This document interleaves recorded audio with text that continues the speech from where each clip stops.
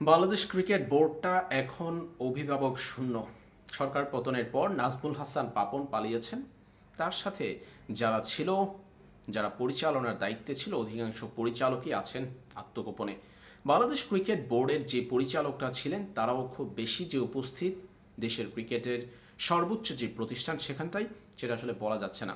আজ বিসিবিতে ভিজিট করেছেন অন্তর্বর্তীকালীন সরকার যুব ও ক্রীড়া উপদেষ্টা আসিফ মাহমুদ। তিনি বাংলাদেশ ক্রিকেট বোর্ডে যাওয়ার আগে সেখানে উপস্থিত হয়েছেন তামিম ইকবাল। প্রশ্ন হলো, তামিম ইকবাল কি ক্রিকেটে ফিরছেন নাকি বিসিবির কোনো দায়িত্বে আসছেন?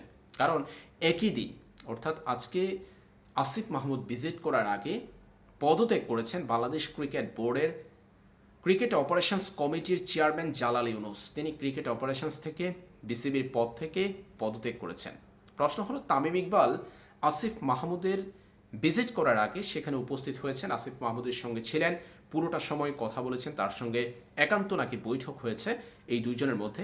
তামিম ইকবাল কি তাহলে বাংলাদেশ ক্রিকেট বোর্ডের কোনো পদে আসছেন নাকি ক্রিকেটে ফিরছেন? তামিম কেন উপস্থিত হয়েছেন সেই জায়গাটায়?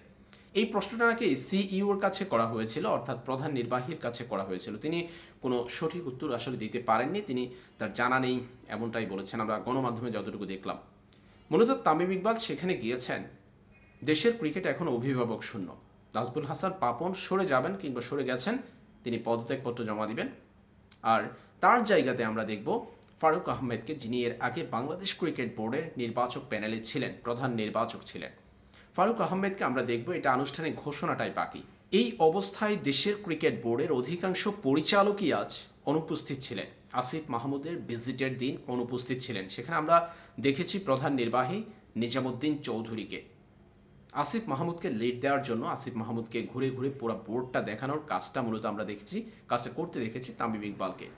যেই তামিম ইকবালকে কিছুদিন আগেও ভিনদেশি একটা কোচের ষড়যন্ত্রের মুখে পড়তে হয়েছিল। চন্ডিকা হাথুরু সিংহের না চাওয়ার কারণে, অপছন্দের কারণে তামিমকে দল থেকে সরে যেতে হয়েছিল, তার বিশ্বকাপ খেলা হয়নি। দলটার অবস্থা কি হয়েছে সেটা আসলে সবারই জানা। সেই তামিম ইকবালই আজ লিড দিয়েছেন আসিফ মাহমুদকে। আসিফ মাহমুদের সঙ্গে পুরো বোর্ড ঘুরে আসিফ মাহমুদকে দেখিয়েছেন, পুরো বোর্ডের বিভিন্ন বিষয় হয়তো তিনি তুলে ধরেছেন, তার সঙ্গে একান্ত বৈঠক হয়েছে। তামিম ইকবাল, আমরা যতটুকু জানতে পেরেছি, তামিম ইকবাল বিসিবির বোর্ডে নয়, তিনি মূলত ফিরছেন দেশের আবার ক্রিকেটে ফিরছেন। তিনি অন্তত আরও কিছুটা বছর, কয়েকটা বছর খেলা চালিয়ে যেতে পারবেন। তাই ক্রিকেটার হিসেবেই হয়তো আমরা তামিম ইকবালকে আবারও দেখতে যাচ্ছি। তিনি ফিরছেন এটা নিশ্চিত, কারণ পরিবর্তন এসেছে, বিশাল একটা পরিবর্তন এসেছে দেশের ক্রিকেট বোর্ডের কর্তা ব্যক্তিদের মাঝে। সভাপতি থেকে শুরু করে একেবারে পরিচালক পর্ষদে বিশাল একটা পরিবর্তন আসছে। এছাড়াও যতটুকু জানতে পেরেছি সেটা হলো, কোচ চন্ডিকা হাথুরু সিংহে বরখাস্ত হচ্ছেন, তার জায়গাতে একজন নতুন কোচ আমরা দেখতে পাবো, সেটা হতে পারেন মোহাম্মদ সালাউদ্দিন। সব মিলিয়ে তামিম ইকবালের ফেরার জন্য একটা অনুকূল পরিবেশ তৈরি হচ্ছে। দেশের দুঃসময়ে যখন সকল পরিচালকরাই পলাতক, প্রায় সকল পরিচালকরাই, সভাপতি সহ, এমন সময়ে সরকারের ঊর্ধ্বতন কর্তা, যিনি বাংলাদেশ ক্রিকেট বোর্ডটার মূলত অভিভাবক, সেই আসিফ মাহমুদের ভিজিটে তামিম ইকবালই বাংলাদেশ ক্রিকেট বোর্ডের প্রতিনিধি হিসাবে লিড দিয়েছেন। এটা এক কথায় অসাধারণ। দেশের ক্রিকেটের প্রতি তামিমের অকৃত্রিম ভালোবাসার দুর্দান্ত প্রদর্শনী।